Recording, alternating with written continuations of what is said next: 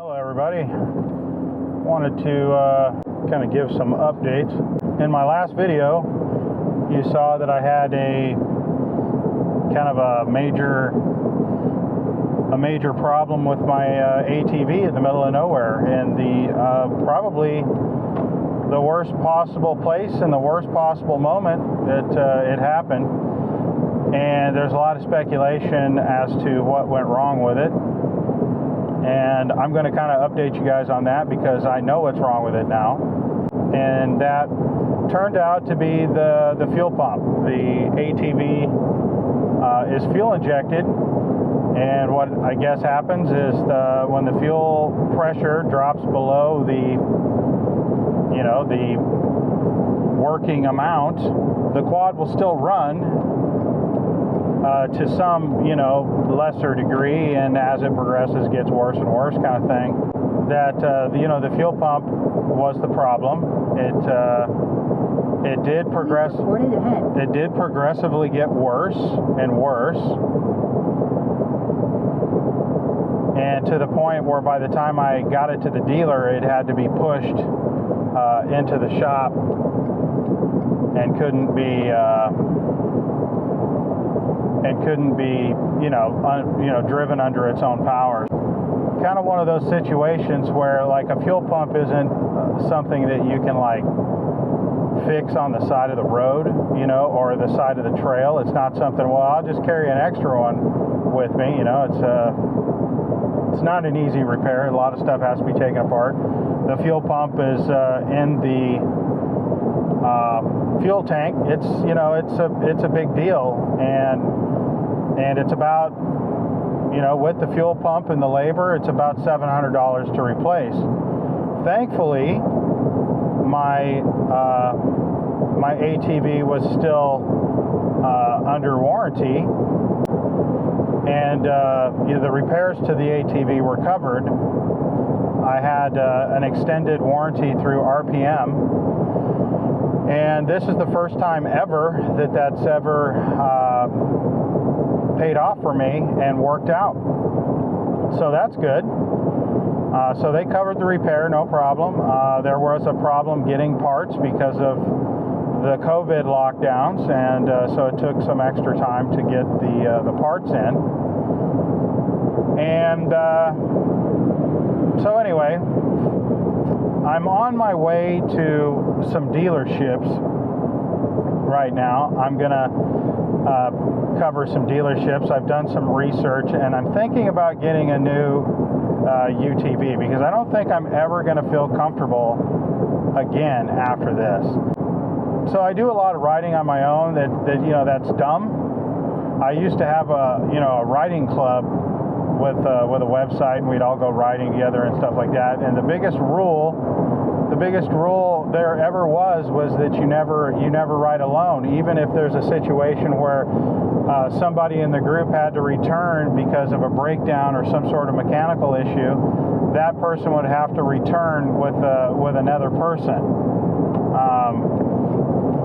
It was just the rule, just for safety, just for safety reasons, and it paid off in spades, and on numerous occasions, it came to be the life-saving thing. And there was a couple of times where people were riding alone, where things could have gone horribly wrong, to the point of losing somebody. So I've always had this don't ride alone rule, but my later years, I find myself with, honestly, either nobody wants to ride, they talk that they want to ride, but they don't actually ride, or I just don't have anybody to ride with for whatever reason. I don't have anywhere near as many friends as I used to have. Things are different now. We used to actually communicate with one another over the phone or through the web forum or something like that, and those days are gone. And I just find myself wanting to go do something on oddball days because my schedule is not like Monday through Friday. and I just don't have anybody to ride with, so I ride alone a lot. But I take every precaution I possibly can. I have a satellite emergency communicator, locator type device. The Garmin InReach service. I use that. So I do everything I can, and I also don't take any risks when I'm riding alone. I just don't do anything crazy or anything. It's no guarantee, but that's what I do now. And to have something break down in the middle of nowhere in super rough terrain like you saw in that last video, and the only way to get it back was to pin the throttle all the way and just it's the only way to keep it running. That wasn't ideal by any stretch of the imagination. So I don't feel comfortable with the ATV anymore. I don't feel comfortable with the ATV because of other reasons. My shoulders are, I've mentioned that before, it doesn't have power steering. It was the base model, and thought I could live without power steering, but as I get older, my shoulders are just trashed, and I have a lot of pain in my shoulders when I ride. So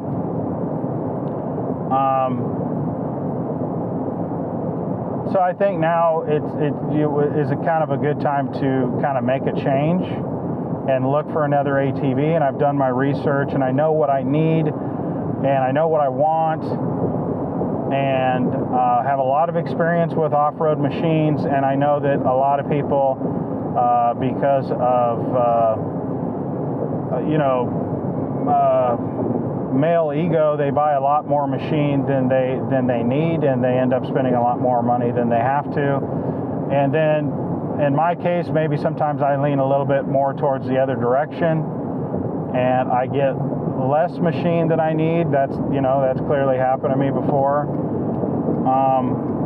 So hopefully this time I've done enough research, and I'm going to get the machine I want, and I've got it narrowed down to three machines that are actually here and available that you can actually buy.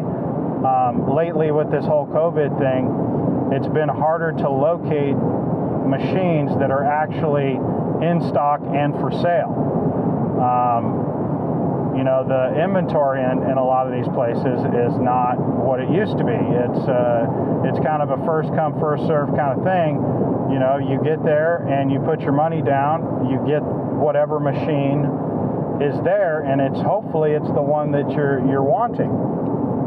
So let me just break it down. This is going to be like a long rambling video probably, but hey, might be entertaining or useful to somebody. But I narrowed it down to the Terex, the Kawasaki Terex 2, which is the 2-seater version. Because of the 3-year warranty that Kawasaki offers. No other manufacturer offers that other than CF Moto, and not really interested in a CF Moto. So there's that. So the Kawasaki warranty, its reliability, it's known for its reliability. One of the biggest things that I need is a machine that's no wider than 60 inches. So that limits a lot of different machines because of that.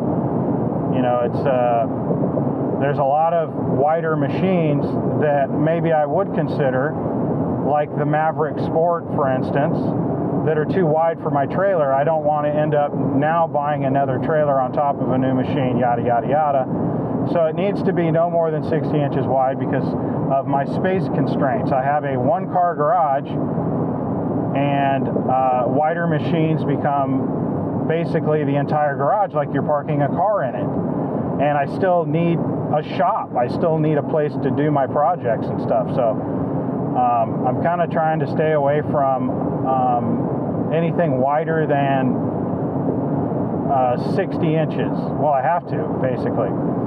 So I thought about the Terex, and that's what I'm going to go look at right now. I'm actually the most interested in the Terex. The downside to the Terex is that it has a lot of heat issues for the occupants because the engine is in between the two seats, which is kind of a big downside. That's a big downside. Also, another downside to it is it's loud. Apparently, a lot of people have complained about how loud it is.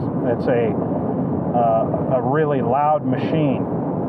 You know, it's so loud, people have commented, that it's like next to impossible to talk to the person sitting right next to you while you're riding. And I've experienced that. My dad's machine has those exact same complaints from me. It's got the engine is right here in the middle, and there's a lot of heat because of the engine being right here, and it's loud. It's a lot of noise in the cockpit from it.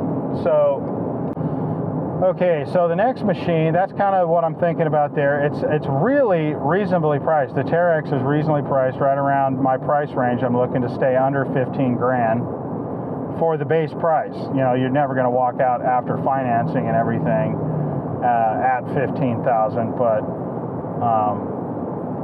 the base price I'm trying to kind of stay under 15,000. That's my goal as well.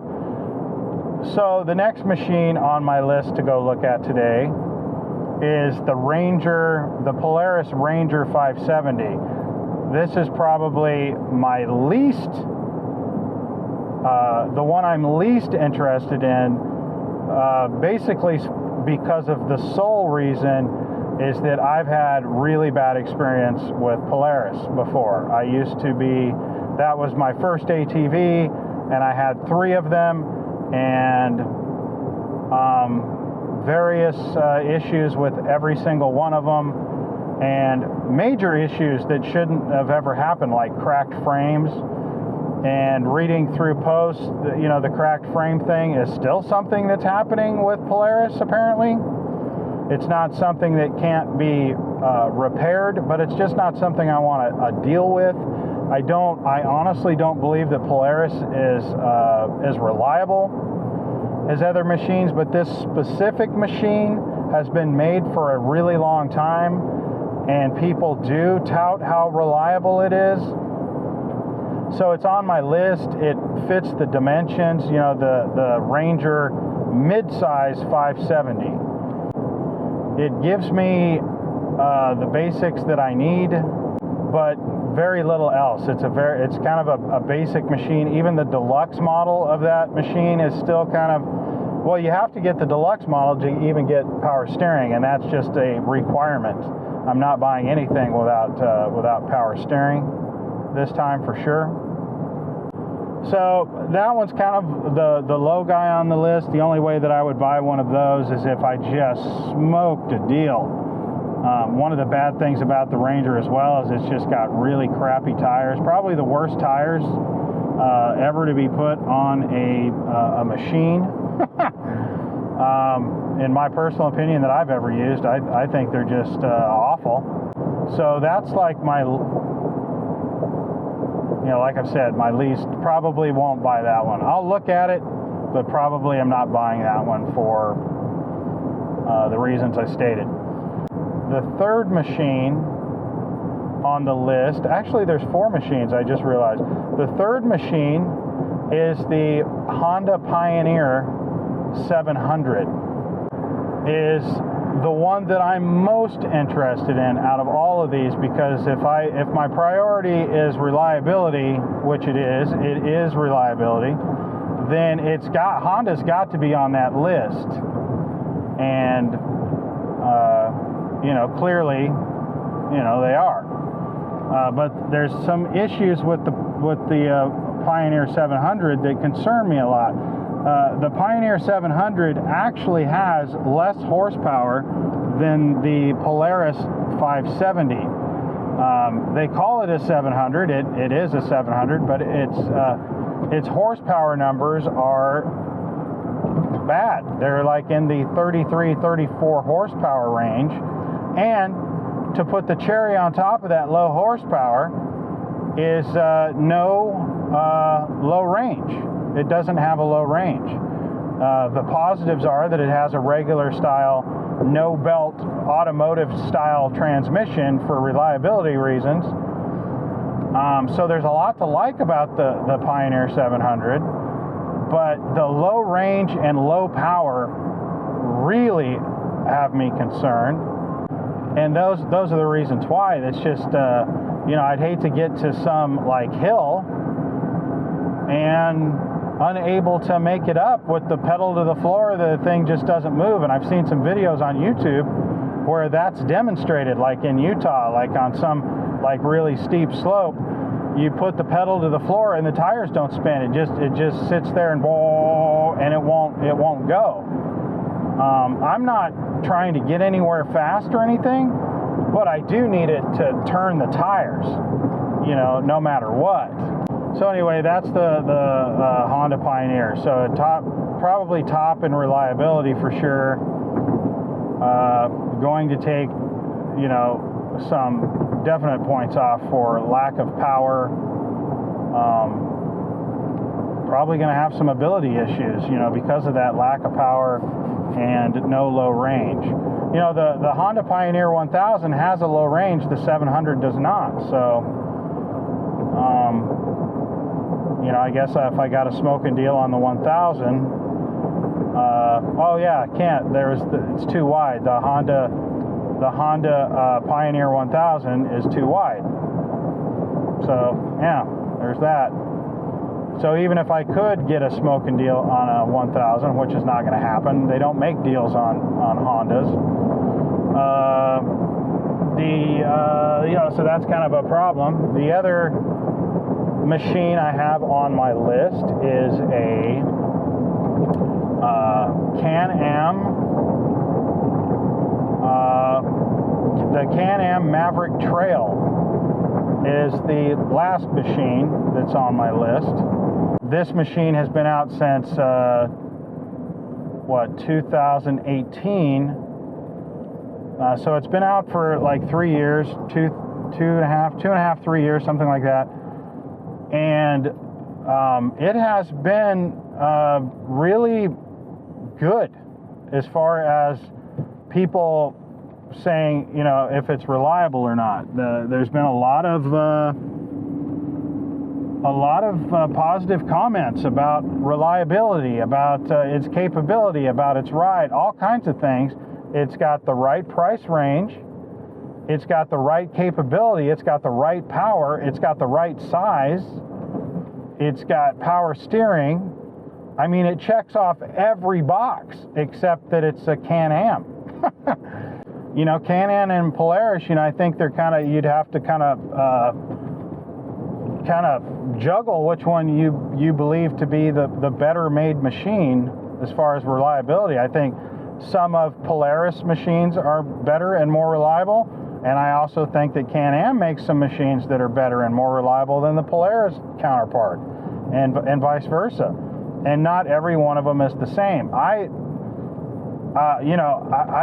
a general statement from my personal experience and people that own these, I think the side-by-sides are better generally than the ATVs. They're less problematic than the ATVs. That's my personal take on the experiences that I've had.